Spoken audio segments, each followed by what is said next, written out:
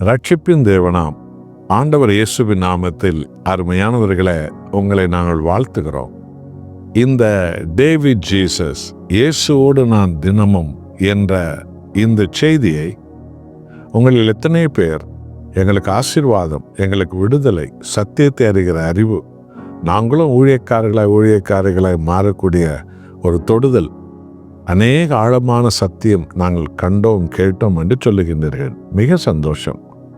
இந்த நிகழ்ச்சிகளை நீங்கள் ஒவ்வொருவரும் குறிப்பாக ஒரு 50 பேருக்காகலும் இந்த டேவிட் ஜீசஸ் பார்க்கும் நிகழ்ச்சிகளை உங்கள் நண்பர்கள், உறவினர்கள், உற்றார், மற்ற நண்பர்கள், துயரப்படுவோர், துக்கத்தில் இருப்போர், ஆண்டவராக இயேசுவின் ஆசீர்வாதங்களை தேடுவோர், இப்படிப்பட்டவர்களுக்கெல்லாம் இந்த நிகழ்ச்சிகளை நீங்கள் அறிமுகப்படுத்துங்கள்.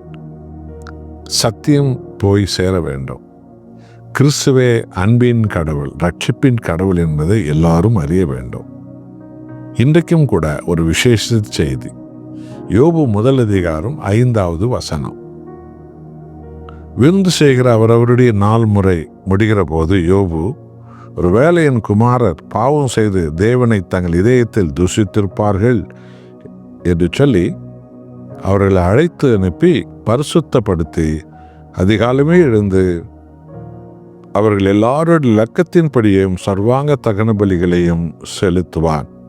இந்த பிரகாரமாக யோபு அந்நாட்கள் எல்லாம் செய்து வருவான். யோபு ஒரு உத்தமன், நீதிமான், இஸ்ரவேலின் தேவனை, மகிமையின் கடவுளை, சர்வத்தை உண்டாக்கிய தேவனை முழுமனதோடு ஆராதித்து வாழ்ந்த ஒரு மனிதன். உத்தமனுடைய சாபம் அதுதான். சர்வத்தை உண்டாக்கிய சத்தியமுள்ள தேவனை, கர்த்தராகிய இயேசுவை ஆராதிக்கிற அந்த இதயம். ஆகவேதான் யோபு சொன்னார். யோபு 19:25 பாருங்கள், என் மீட்பர் இயேசு உயிரோடு இருக்கிறார், அவர் கடைசி நாளில் இந்த பூமியின் மேல் வந்து நிற்பார் என்று நான் அறிந்திருக்கிறேன் என்றார். இதுதான் அந்த விசுவாசம். உங்களுக்கு அந்த விசுவாசம் உருவாயிருக்கிறதா? நல்லது. ஆக அந்த மீட்பர் இயேசு அறிந்த யோபு தன்னுடைய பிள்ளைகளை ஒவ்வொரு முறையும் அழைத்து அவர்களுக்காக பாவ பரிகார பலி செலுத்தி அவர்கள் பாவங்களை விட்டு விலகி வாழும் நல்ல உபதேசங்களை அவர்களுக்கு கொடுத்து அவர்களை ஆண்டவரை பற்றி அறிகிற அறிவில் உணர்த்தி நடத்தினாராம்.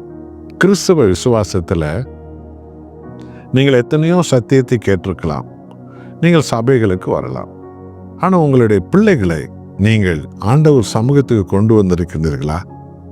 உங்கள் பிள்ளைகளை ஆண்டவராக இயேசுவை இரட்சகராக மீட்பராக அறிய செய்ய வேண்டும் என்று நீங்கள் முயற்சித்திருக்கின்றீர்களா? உங்கள் பிள்ளைகளை கொடுத்த ஆண்டவருடைய கரத்தில் அனுதினம் அர்ப்பணித்து நீங்கள் ஜெபிக்கின்றீர்களா? சற்று உணர்ந்து பாருங்கள். பிள்ளைகளை அனுதினமும் தேவ சமூகத்தில் நாம் அர்ப்பணித்து ஜெபிக்க வேண்டும். இதைதான் யோபு செய்தார். என்றால் அவர் முழு உள்ளத்தோடு முழு பலத்தோடு கூட கர்த்தராகிய இயேசுவை விசுவாசித்த ஒரு உத்தம மனிதன். இதன் கிறிஸ்தவ வாழ்வு. ஆகவே இன்றைக்கு அன்பானவர்களே, நீங்கள் எல்லோரும் சீரழிந்து போகிற இந்த உலகத்தில் செல்போன் வழியாக சொல்லணும்னா இச்சைகளும் அசுத்தங்களும் பரவி கொண்டிருக்கிற இந்த காலகட்டத்தில் பிள்ளைகளை இந்த உலக அசுத்தம் தொடாதபடி, பிள்ளைகளை இந்த உலகத்தின் மதியினம் தொடாதபடி, பிள்ளைகளை வஞ்சிக்கும் சாத்தானுடைய இச்சைகள் நெருங்கி விடாதபடிக்கு இயேசு கிறிஸ்துவின் சமூகத்தில் பிள்ளைகளை அர்ப்பணித்து அனுதினமும் நீங்கள் ஜெபிக்க வேண்டும். தேவனை, இந்த பிள்ளைகள் என்னுடைய பிள்ளைகள் அல்ல, உன்னுடைய பிள்ளைகள். உமது வழியில் இவர்களை நீர் இழுத்துக்கொள்ளும். உம்மை அறிகிற அறிவை இவர்களுக்கு தாரும். உம்முடைய ஆவியால் இந்த பிள்ளைகளை நிரப்பும். உம்முடைய திட்டத்தின்படி இந்த பிள்ளைகளை நீர் உயர்த்தும் என்று நாம் அர்ப்பணித்து ஜெபிக்க நாம் அழைக்கப்பட்டிருக்கிறோம். இதைத்தான் யோபு செய்தார்.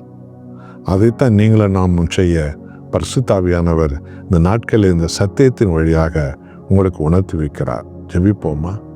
நல்ல அன்பின் பிதாவே, எங்கள் ஆண்டவர் இயேசு கிறிஸ்துவை அறிகிற அறிவு பெரியோர்களுக்கும் பிள்ளைகளுக்கும் வரும்படி ஆவியானவர் உணர்த்தி வைப்பீராக. ஒவ்வொரு கிறிஸ்துவ குடும்பமும் தன் பிள்ளைகளை உம்முடைய சமூகத்தில் அனுதினமும் அர்ப்பணிக்க பலன் தாரும். அந்த பிள்ளைகளுடைய பாவ பழக்க வழக்கத்திலிருந்து அவர்கள் விடுதலை பெற, ரட்சிக்கப்பட அவர்களுக்காகவும் சமூகத்தில் வேண்டிக் கொள்ளும் பலனை ஒவ்வொரு பெற்றோருக்கும் குடும்பத்திற்கும் தாரும். சீர்கெட்டு போன பிள்ளைகள், நல்ல ஆலோசனை இல்லாமல் போன சீரழிந்து போயிருக்கிற பிள்ளைகள், பாவ வலைகளுக்குள் சிக்கியிருக்கிற பிள்ளைகளை இயேசு சாமி நீர் ஒருவரை விடுவிக்க வல்லவராக இருக்கிறீர்.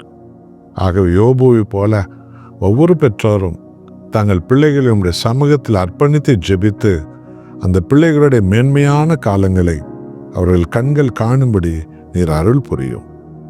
உம்மையே நாங்கள் ஆராதித்து உயர்த்துகிறோம். இயேசுவின் நாமத்தில் பிதாவே, ஆமென்.